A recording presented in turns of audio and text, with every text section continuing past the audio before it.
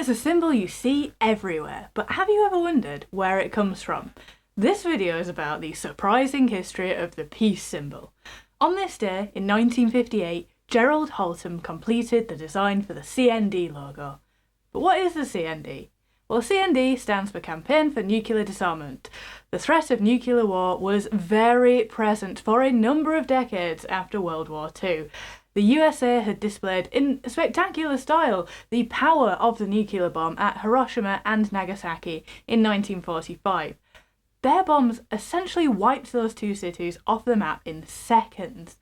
After the war, the two superpowers that emerged, the USA and the Soviet Union, dragged the world into a bitter and dangerous rivalry. I know, it's really hard to imagine now.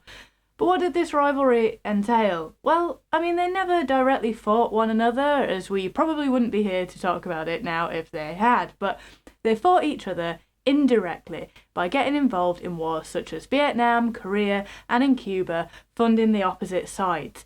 This became known as the Cold War. Some good things came out of it, like space exploration, but more bad things came out of it, like the constant threat of nuclear war.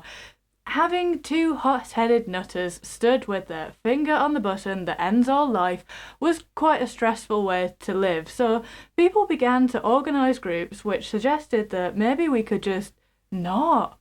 The Campaign for Nuclear Disarmament was one of those such groups.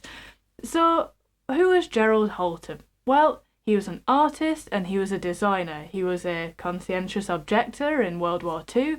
He worked on a farm in Norfolk instead. He was commissioned by the Direct Action Committee to design them a logo for the Aldermaston March. That was an annual demonstration against nuclear weapons that was held in Trafalgar Square over the Easter weekend. Now, Eric Austin made badges of the symbol for the event out of clay, because the fired pottery badges would be one of the few human artefacts to survive a nuclear bomb. So where did the inspiration for this design come from then? Mercedes? No! The symbol incorporates the semaphore for N and D, nuclear disarmament.